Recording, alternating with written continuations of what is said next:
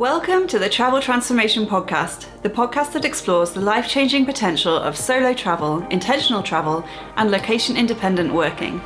Whether you're an aspiring digital nomad or simply want to boost your confidence through epic travel experiences, I'm here to motivate and inspire you to go after all your wildest dreams. I'm Jessica Grace Coleman, author, travel transformation coach, founder of Flip the Script Travel Transformation Services, and your host for the Travel Transformation Podcast. Travel changed my life. Now let's change yours. You ready? Let's go.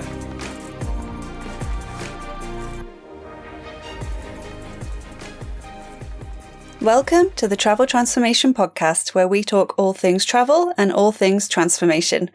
My guest today is Sahara Rose De Vore, a wellness travel coach and the founder of the Travel Coach Network, a global community of travel coaches. Sahara went from broke college student to traveling to 84 countries solo to becoming the CEO of her travel businesses.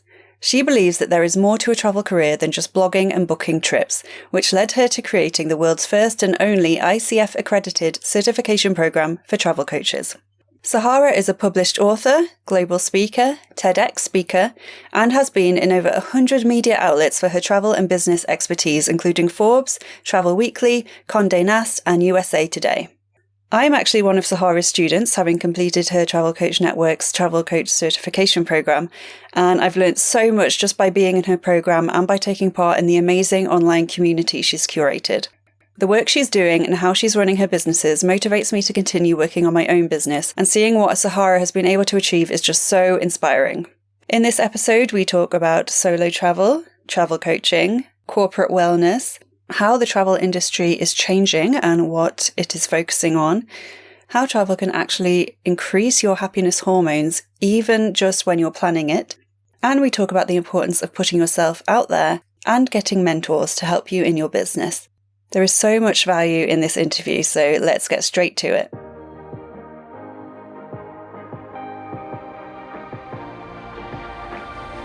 So, hi Sahara, welcome to the Travel Transformation Podcast. Thank you for coming on. How are you today?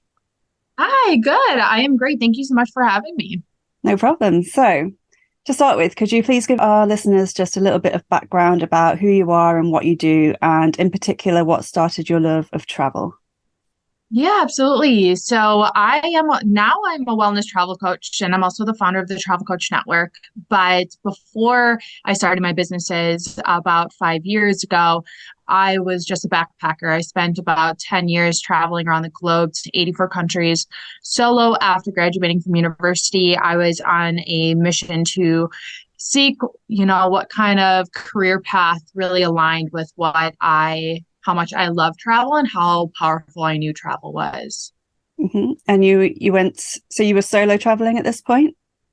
Yeah, I was traveling by myself. I'm an only child, so I have always been used to going on my own. And I've also been someone who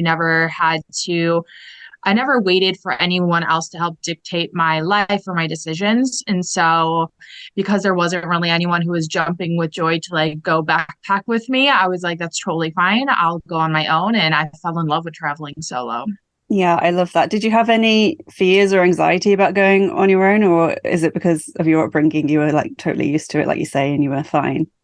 Yeah, I mean, I didn't have any fears. Of course, the first times. So I would travel anywhere between the shortest trips I would take, I would think was 2 weeks. The longest had been 6 months. And I've done the 6 months a couple times, but within there, I would still go for a month and a half, 2 months and a half, 3 months to 6 months usually. So on those longer trips, of course, when I touched down on the first country, and I budget traveled, so I'd stay with, at the time, couch surfing with someone. So there was always an initial kind of culture shock or what am I actually doing type of thought process. But soon that subsided once I, kept on going and I met new people and saw beautiful sights and stuff like that. Great. And I've never been couch surfing. So how was that experience? How does it work? And would you do it today, or is that something that you've sort of done and you don't want to do that anymore? Yeah, well, when I started traveling, I traveled before I had a flip phone, and this is before social media really, amplify the travel industry and connections. And so there was a website called couchsurfing.com, and I met a couple people through that, but I remember it being very hard to find service because again, this was before like Wi-Fi was everywhere and I didn't have a phone that I could access connection to. And I'd have to borrow someone's phone or get to a computer and kind of, where are we meeting again? So it was kind of hard to navigate. And I don't know, I had some good experiences with that. I met some really cool people, but then I've also met some odd people. And I didn't do it that often because again, it was kind of stressful to be able to do that. Now there's so many apps and so many different types of opportunities to connect with people. So I don't actually know if people do couch surfing still. I'm kind of past my backpacking days now, but I'm sure that there are different ways. I also had stayed just with like friends. If I posted on Facebook that I was going to a certain region, they'd be like, oh, like my family lives there, my friend lived there. Here, do you want me to connect them? So that was a great way too. So at least it was someone semi-familiar that I would stay with. So I would stay with people like that as well. I have not tried couch surfing, and I probably wouldn't now that I'm in my 30s. But I think back in the day, if you're trying to save money and meet new people, it's really great. And I love that about traveling as well. When if you're traveling for that longer time, you meet people who will say, "Oh, hey, come and stay with me," or "I've got friends there, you can stay with them." And it's all about connections you make and all about the people as with anything in life, I think. So you mentioned the Travel Coach Network, which I am a member of. I have been through the Travel Coach certification program. So can you explain what this is to people, especially to people who don't know what travel coaching might be? And why did you decide to start this element of your business? Yeah. So when I was traveling over those 10 years, I graduated with a degree in hospitality and tourism management in 2010. And I could have easily worked for any job out there. I was living in Chicago at the time. So it's a huge tourism based, hospitality based city, but no jobs that I had learned about in school or heard about were appealing to me. At 22 years old, I wanted to be able to travel more than what I would have been able to do through a job. So that's why I started backpacking. But within that 10 years, I was still searching to figure out like, what do I want to do with this love of travel? I became, a pro at solo female budget traveling, and I traveled so many places, and I kept getting people coming to me asking about how I did it and, how do I afford it? And I loved the empowerment side of it. I loved helping them understand that like travel doesn't have to cost so much money, and it doesn't have to be like something that you wish you could do one day. Like you could incorporate into your life, but there was not a job or anything that I heard about that enabled me to do that. I actually don't enjoy planning and booking trips for people. I had done that for friends and family and of course my own trips, but I've always struggled with an anxiety disorder. So being able to be responsible for someone's itinerary is really that. So I never wanted to be a travel agent. And so all these jobs that I had heard about over the years, like, as the social media grew, as the technology grew in travel, there was more jobs like travel influencers or, making money online and traveling as a digital nomad or being a flight attendant or a travel writer or blogger, or of course a travel agent. And I was like, none of those interest me to spend my time. And then when I always gave myself time, I said, when I'm 30, I'll quote unquote figure out my life. I'll sit down and open a laptop and see if by then I had come across anything. And 30 came around and I didn't. And so I said, well, if I can't find what I'm looking for, I'm going to have to create it myself. Let me see what's out there, because I knew that in my lifestyle, I didn't want to work for just a job just to make money, but yet I couldn't travel when I wanted to or have the freedom with my time that I wanted to, that I had already created for myself. Why would I want to go back to the workplace like that? And so I came across the coaching industry online and how much it was growing, which was very foreign to me because I never had a business coach before. I never had a life coach before, but I saw how lucrative and also how quickly it was growing. So I put two and two together and I was like, I want to be a travel coach. That's it. So in my journey, and I wanted to focus in the wellness side of travel, as in my journey of becoming a wellness travel coach and creating my business and figuring out what that looked like, I also wanted to create a platform where other travelers and travel experts could learn about becoming a travel coach too, and figure out how they can build a business that was specific to their interests and their ideas and their knowledge and expertise in travel, because every traveler knows and loves something so different than the next person. And I didn't want a career that solely focused on the planning and booking of a trip like the job's already dead. And that was the catalyst for starting the Travel Coach Network.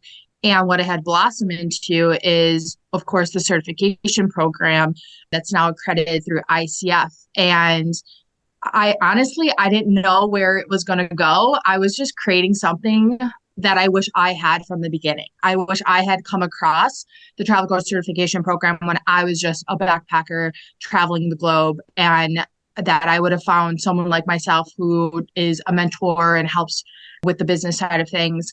But I didn't have that. So I wanted to create that. And it has kind of just grown into what it is today, and the global community that it is. Yeah, great. And if people want to find out more about that, is that the travelcoachnetwork.com? Is that right? Yep. Our newly launched platform, the travelcoachnetwork.com. And then you can find out about the certification through there as well. And I guess I haven't explained to what a travel coach is. I just kind of explained the journey, but travel coaching, like I said, it doesn't focus on the planning and the booking of a trip. Instead, it focuses more on the helping people set intentions for their trips.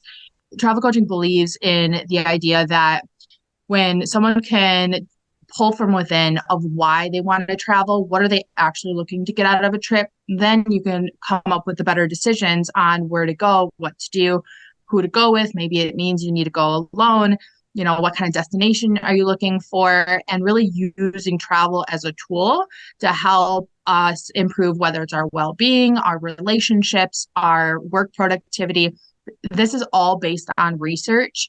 There's so much research out there that talks about the benefits that travel has on our overall well-being and our, human connection and all that fun stuff. So travel coaching really emphasizes those elements of travel.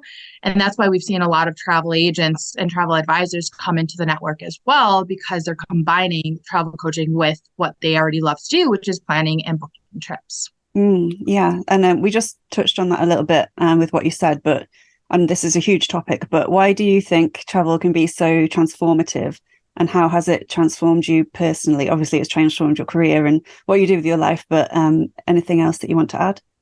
Yeah, absolutely. Well, travel transformed me as a human being. I always say two things. One, travel is my greatest professor. And two, that I honestly don't know who I would be today if it wasn't for travel. I have no idea what kind of person I would be or what kind of life I would have, business aside. Travel has just defined my life in so many good ways. And like I said, when I graduated university, I was not only struggling with bouts of depression and anxiety, but I felt completely lost. I had no clue who I wanted to be, what kind of life I wanted to have, what mattered to me, what my purpose was. I was never someone who knew what my career path was going to be from high school, or, I have a lot of friends like that. They knew they want to be doctors or teachers or nurses, and that just wasn't me. And so did I know that travel was going to help me find these answers? I didn't know, but I had a feeling sometime it would.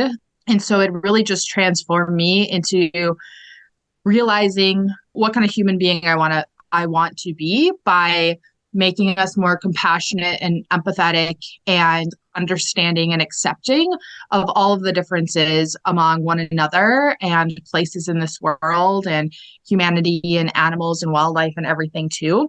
So it has really just transformed my perspective on life and what really matters and what doesn't. And then, of course, it transformed my career path as well. And then getting to learn from all of those in the Travel Coach Network on how travel's transformed everyone else and, everyone who's come on your podcast. Travel really is such a powerful tool and so personal for everyone. Yeah. And you mentioned feeling lost after university, and that's what I felt before I started properly traveling again. And I think a lot of people can relate to that, especially after the pandemic, after the lockdowns. People are questioning what they're doing with their life and their careers and everything. So I think it's the perfect time, if people haven't started thinking about this kind of thing, to start thinking about it now that the world's opened up again. Definitely. Yeah. So as well as the Travel Coach Network, you also do wellness, travel coaching and consulting, and in particular corporate wellness. Is that right? That's one of my angles. Yeah. When I started as a wellness travel coach, where I was inspired for that was because remember, I never took the corporate route in life. Instead, I ran away from it. I was like, I know that's not going to be for me. I know way too many people who are getting burned out and just settling for a career path. And so I was not familiar with it. But throughout my journey traveling, I had met a lot of travelers and also read in a lot of Facebook groups, people who quote unquote quit the 9 to 5 to travel or quit the corporate job to travel. I'm sure everyone has either know someone or seen that. It's kind of like a tagline, right? Mm-hmm. And I thought to myself, well, that must be a problem for companies. They need to keep their valuable talent, but yet people are leaving. So what are they doing in regards to travel? If travel is what people are turning to you, what are they offering? And so I started researching for a couple of years and diving really deep into corporate wellness. And I learned about the burnout epidemic that was happening and the lack of vacation that was being used, especially in the States, and just really a lack of embracing travel. And then that also led me into the burnout epidemic that was happening among business travelers. So I decided to focus in those two areas first, in business travel well-being and corporate wellness. And really what I do is educate and empower companies to embrace these different elements of travel, meaning the cultural differences, of course, encouraging vacation days. When it comes to business travel, incorporating these different aspects of travel that research shows can be really beneficial for you, such as spending time in nature, connecting with the locals, spending time giving back. Even like the smallest little thing can really make a big difference on someone's well-being. Because as we know, for business, their goal is to be there for business and people come in and out. But we're seeing more of this concept of leisure being integrated and extended stays and stuff too. So I essentially just took all this research that I found over the years and put structure to it. And now I speak with different companies and go to different events. And we're seeing some of that really starting to take effect in, like I said, not only the leisure aspect, but we're hearing more about sabbaticals. We're hearing more about staycations and companies creating outdoor type of workplaces or meeting spaces as well. And then, of course, there's the whole remote work industry and how they're adding to, the overall experience for remote workers too. I love that because I had a couple of office jobs before I became self-employed. And I don't know if it's a UK-US thing or if it's just because it was quite a while ago now, but we didn't have anything, corporate wellness, nothing remotely in that area. And I think that's such a interesting thing to go into and a great thing to help companies with. Yeah, I remember one woman in our office had a career break to go traveling for a few months, and it was just like the strangest thing. No one had ever heard of it. It wasn't a thing. And especially now with remote working and everything, it's so important to encourage the employees to, use travel and use their travel days, like their annual leave, like you say, to actually help themselves. And yeah, I found that really interesting because I didn't hate my office job, but it wasn't the most fulfilling thing. But I think if I had something like that incorporated in the job. Helps a lot. Yeah, some of the research that I was finding when it came to the vacation days, especially in the States, it really wasn't in the States that we offer vacation. Well, everywhere offers vacation. The States just happen to only offer 2 weeks. But where the problem was lying was centered around the company culture around it.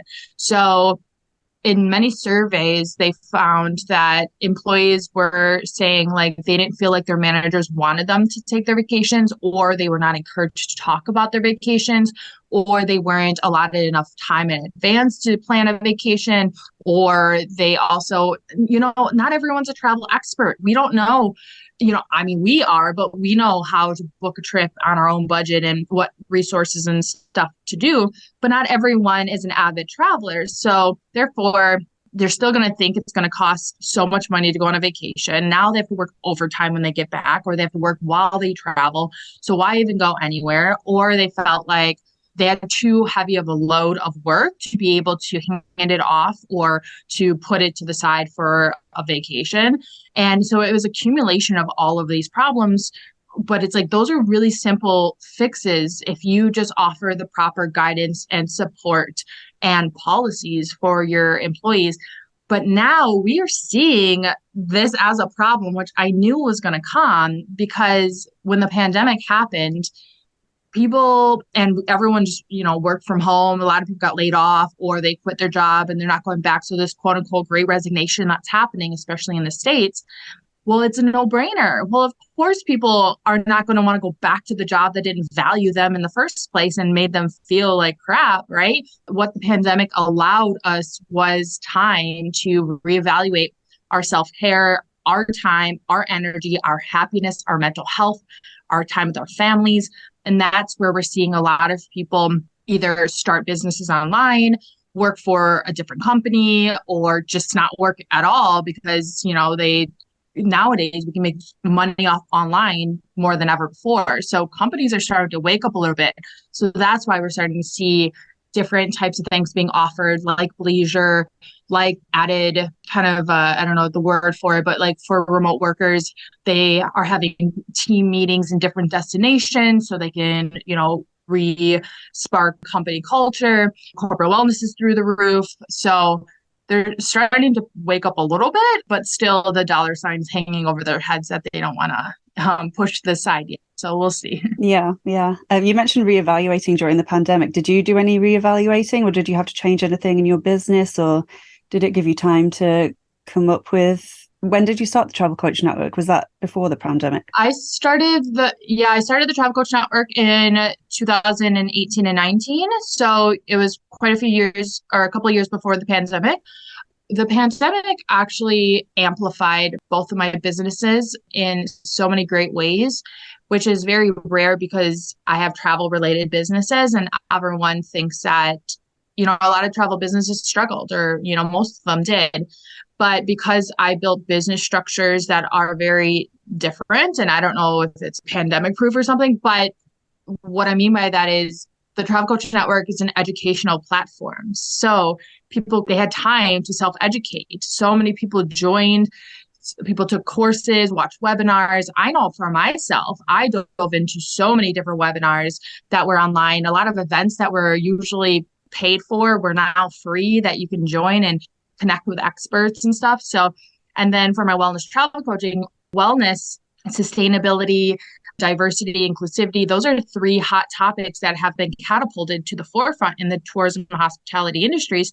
I just happen to focus in wellness. So because I have a unique approach with my wellness and I don't fit in with the rhetoric of what everyone else does when it comes to wellness travel, I have a more holistic approach, and I don't talk about gyms, spas, yoga retreats, and wellness centers like everyone else.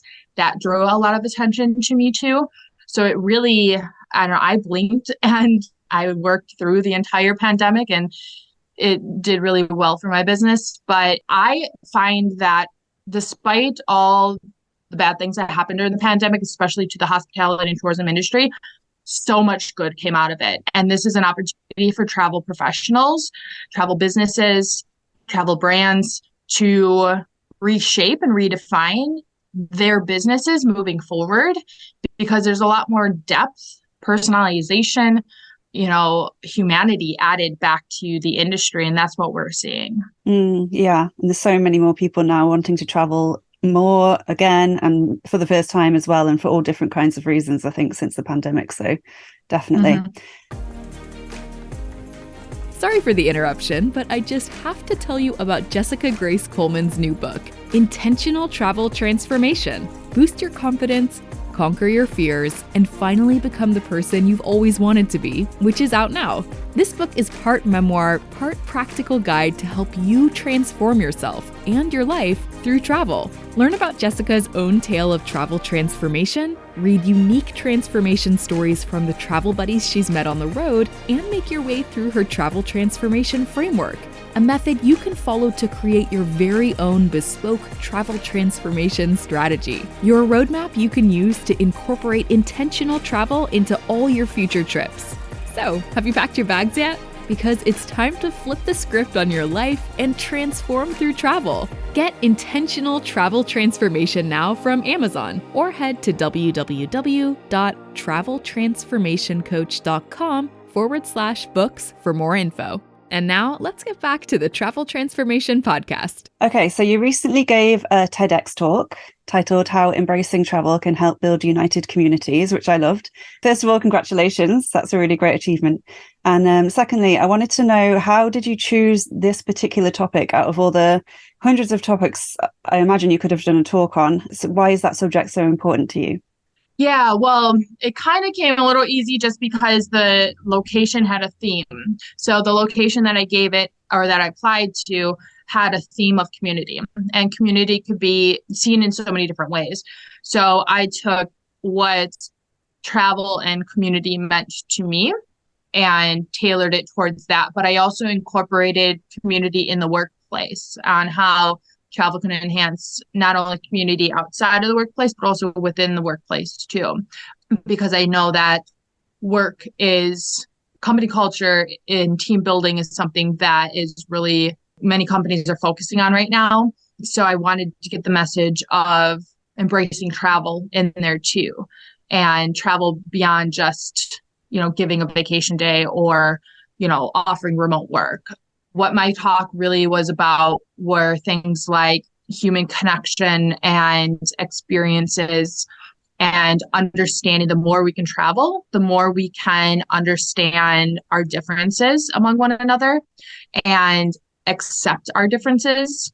And that then itself can make, whether it's a community in your local community or your community in your workplace, a lot happier and healthier and more united of a place, because we are just embracing that we're all different. And I think that people struggle with that and it's not that if you don't travel, you don't get this, but I always say if everyone were able to travel, the world would be a lot better of a place, a lot nicer of a place.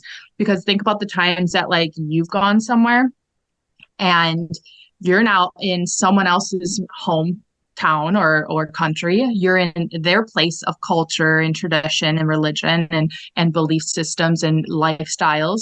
You're now in their comfort zone and you're out of your comfort zone. And all you now want is to feel accepted, protected, safe, welcomed. And so now flipping the script, when people come, especially to the States, we can be very closed-minded sometimes. And we judge people based off of their looks or where they're from or stuff we hear on the news or that word of mouth says. And I think that's so wrong, because we're all human beings just living in this world. And if we really just opened our minds to our differences, we would enrich our lives as well too. So I totally agree. And I think it's the same with the UK as well, what you've just said. And I think sadly a lot of that, not to mention the B word, but led to Brexit as well. So I totally agree. If more people were able to travel and meet new people and experience new cultures, they would have a much better perspective. And I think the world would be a better place too, definitely. So in your talk, you also mentioned how travel has been medically proven to increase our happiness hormones, especially when it comes to having new experiences, and even in terms of the anticipation of having those new experiences, which I can definitely relate to. Can you tell us a little bit more about this and why you find it so fascinating? Yeah, part of my talk was talking about how travel can increase our happiness. And as we can give an opinion anecdotally, but also there is that study that I find really interesting, that every time that we anticipate a really exciting event or something that we really look forward to, it increases dopamine and serotonin and keeps these flowing within us. So it's that travel planning phase of a trip is just as important. So that's something for people to think about. If you think about when you get to plan a trip, just deciding on what destination to go and writing your packing list and talking about with your friends and family. And even if it's a year from now and you're picturing yourself there, all of this is part of the travel process as well. And we often overlook how beneficial the travel planning process is. And that's one thing that I never really agreed much upon within the travel agent industry, was how much control was taken away from the traveler when it came to planning. And if studies like this show that being involved in your travel planning process to some degree can really extend your trip and really help you with that overall experience that you're looking for. Because let's face it, we travel to feel something different. We travel to feel happy again. We travel to be elated. We travel because we want something to look forward to. All of these emotions are there. So being involved in your trip and all these different aspects of it, and it doesn't mean that, travel agents can't plan trips, but get your clients involved, get the travelers involved, and beyond just telling them, what kind of, do they prefer nightlife, or what kind of cuisine do they like, or what kind of mode of transportation do they prefer? That's a very surface level. Those are just answering questions. Get them really to embrace and embody and envision themselves on this journey far before, and give them tasks. Let them, explore certain things so they are a part of the planning process, because like I said, science shows it can really boost those happiness hormones for you. And therefore, that's just one more piece of the puzzle of when we're happier overall, we're happier and we treat others better and we treat ourselves better. And, I think the world needs a lot more happiness after the past couple of years. Yeah, definitely. And I can definitely relate with that. I really love the whole planning process. I love creating massive itineraries. I go a bit overboard. So yeah, if I think someone else was to do every single aspect of that for me, I would feel like it was being stolen from me. I need that part of the trip to look forward to it as well. So yeah, definitely. In your TED Talk, you also mentioned that the first place you went when you're traveling, you took a one-way ticket to Ireland. Is that right? Yep. I was just intrigued because I love Ireland. Why did you choose to go to Ireland first, and how was your trip when you get there? I chose Ireland for a couple different reasons. I was going to Western Europe first, and I was obviously trying to find the best price that I can afford. And I found that Dublin, Amsterdam, London, those are some of the cheaper ones. And so I figured, well, Ireland is an island further out, so I'll just go there and then work my way to the mainland. So I thought the route as well. But then also my mom, her friend at the time, had a friend that was living in Ireland, a family. So I felt like that would be a nice kind of way to ease my way into traveling by myself for the very first time going abroad.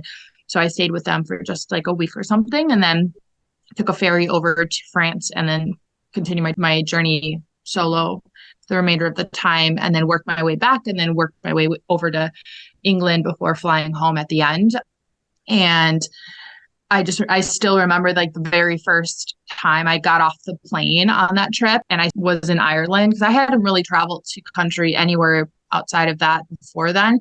And I was like, I cannot believe I'm doing this. I cannot believe that I am traveling and backpacking Europe by myself, because I'd always heard about people doing this when I was in high school. I remember always just hearing about it. I had no idea what it actually was about. And I was just so excited. And who knew that time getting off the plane in Ireland would be the catalyst to what my life and businesses and everything journey looks like today.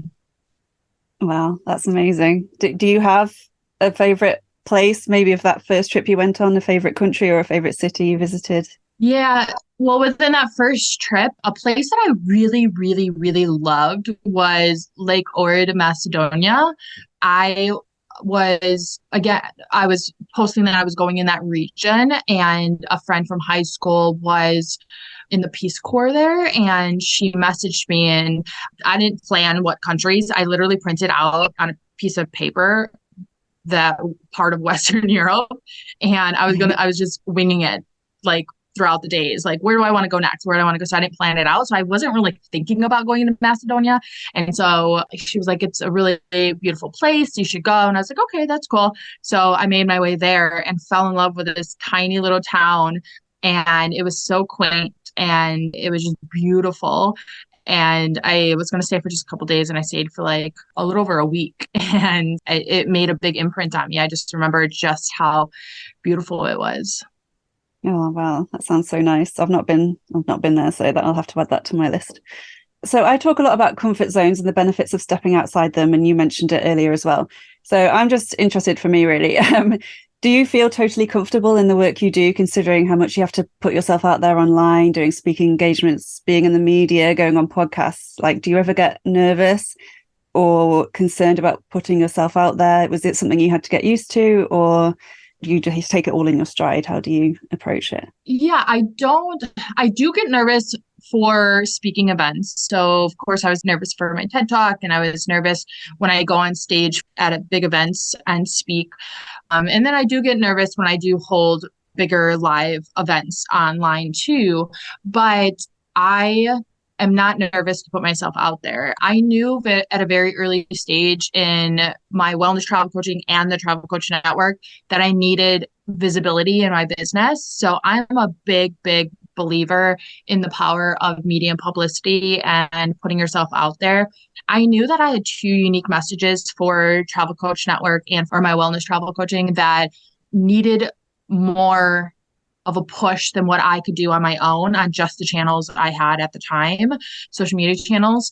And so I love media and publicity. I love opportunities where I could share my story and provide value and inspiration to audiences. And it's a really beneficial and free way for people to grow their business and getting their message out there.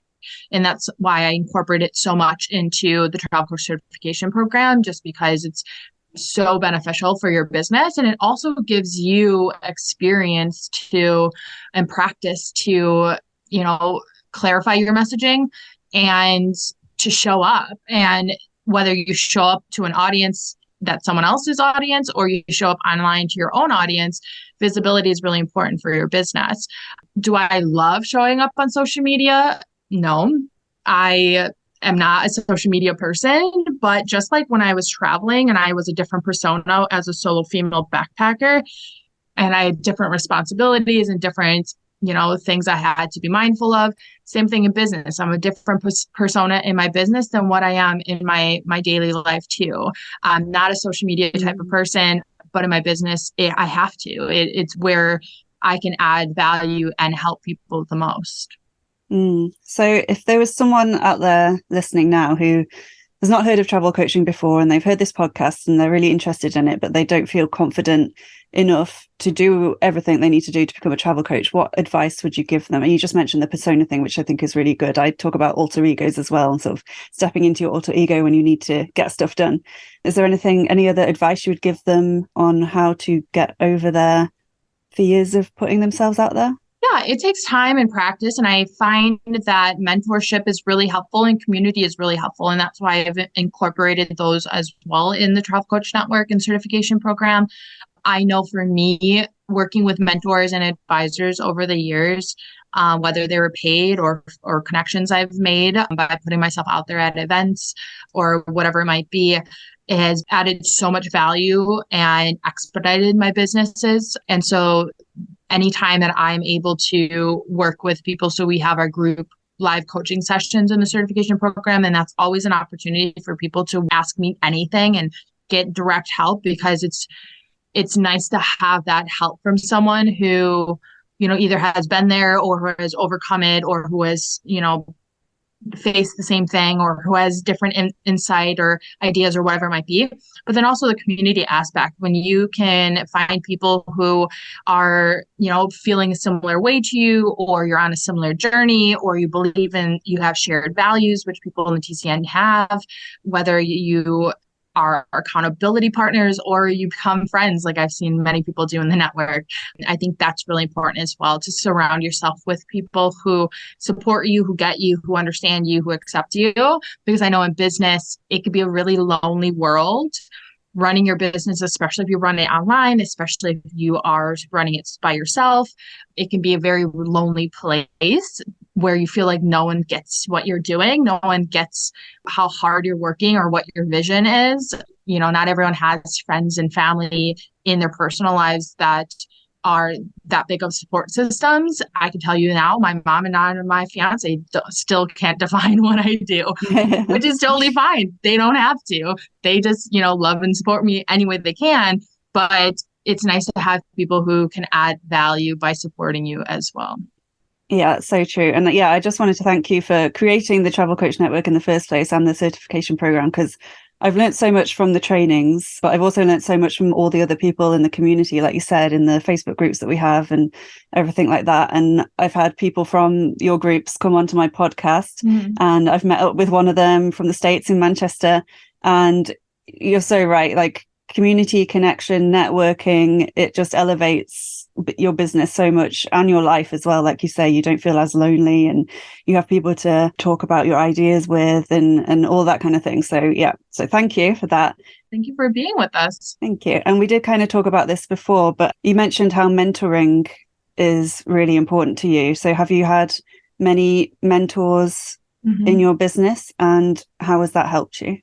Yeah, I sought mentorship right away in my business. My very first mentor was David Meltzer.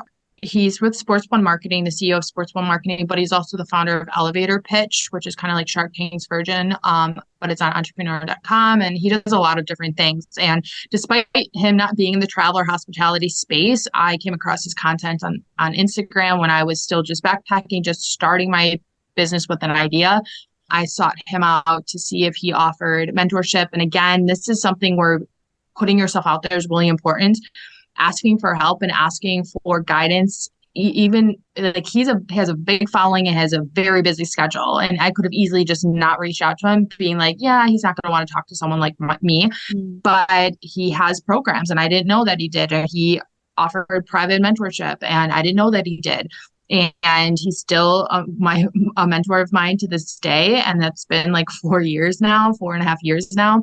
And his values resonated with me, and his messaging resonated with me. His resiliency resonated with me. But over the years, I would find mentors through a variety of things, whether they're online webinars I would watch, and I would really admire someone. I'd connect with them on LinkedIn, or I'd send them an email. I would meet people at events. I would join groups as well that would bring in mentors, and which is why in the Travel Coach Network Business Class Membership Club, which everyone in I know you have a year in as well, I'm bringing in mentors next year, scattered out throughout the year. Some of my favorite connections I've made in travel, wellness, hospitality, business, media, and publicity, and more, because it's just so valuable you can just learn so much from people, and you'd be really surprised at who's willing to give you time and energy. And if not, then they can, tell you who maybe someone they know who has time, or whatever it might be. So I haven't paid for all my mentors over the years, because I've just reached out sometimes and said, I really admire what you're doing in X, Y, and Z. Do you mind answering a few questions for me? If I know someone is extremely busy, or they do have some sort of offer, I'm like, would you offer, do you have an advising program, whatever it might be? And so I've worked with people in so many different ways. But I know a question that I get often is like, how do you know what kind of mentor you need? I would feel it out over time and ask myself, like, what am I struggling with most? Like, what is resonating with me most, and what am I really feeling stuck with?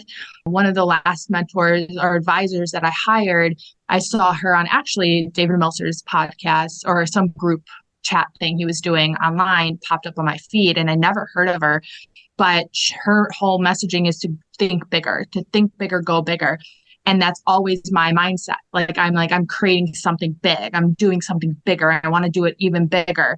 And I aligned with that. And so I reached out to her and said, I saw you on this podcast. Do you offer advising? She's like, yeah, absolutely. So she was my advisor for a month and really, really helped me. And then you can make connections through those connections too. So it all starts with putting yourself out there at least once and seeing where it goes. That's such good advice, because so many people, they just assume that people will say no, or that they won't reply, so they don't even bother trying, or they think they might be bugging them, or like that kind of thing. Yeah, which I don't think is fair at all to yourself. If you feel like you're bugging someone, that's saying you're not valuable enough for someone to respond to or to want to help. And even just the mindset of that You need to flip that script in your head, because even if they do say no, or you do hear crickets and they don't say anything, that's okay. You move on to the next person. That's okay. At least you tried. And I think in business and in life, it's better to try something than to have regrets or to just not do it. Because if you carry that habit over in one aspect, you're going to carry it over in other aspects. Yeah. And I think even if you do get a load of no's, like the more you do it, the more easy it will become and the less of a big deal it will seem in your head. And yeah, I like to think of it as like collecting no's until you get to the yes.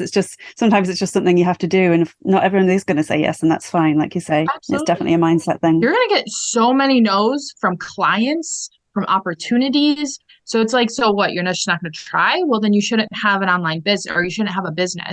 If you don't want to have no's and hear no's in any aspect, you're going to be hearing no's from people, your clients. So I'd rather hear a million no's, because it's going to get you to that yes a lot faster than have you just like kind of stall and wait and you're too afraid. Yeah. And for people who have never tried it at all, I think sometimes just sending one message or one email that can get you over that hurdle and over that mind block. And it's so much easier to go from there. So just, get that first email sent. So before we go, is there anything else you want to mention or talk about? I believe you've got a freebie that people can get online if they're interested in travel coaching. Yep. There's the free beginner's guide to travel coaching link. And you can find us on Instagram, Facebook at The Travel Coach Network, or you can visit us at thetravelcoachnetwork.com. And we have our newly launched membership, as well as, of course, the Travel Coach Certification Program. Great. And I will put all those links in the show notes as well. Okay, so thank you so much for coming on the podcast today. I had a great talk, and I really appreciate you taking the time to come and talk to me all the way from the States.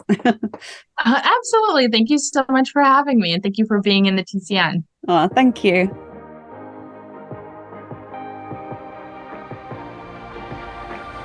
Thanks again to my guest, Sahara Rose De Vore, for spending time with me today on the podcast. If you enjoyed this episode and got something useful from it, please let me know. Tag me on Instagram at Travel Transformation Coach, and also let others know what you took away from this episode.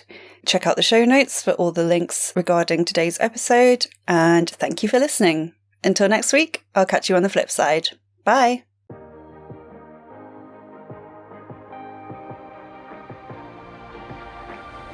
Thank you for listening to this episode of the Travel Transformation Podcast with me, Jessica Grace Coleman.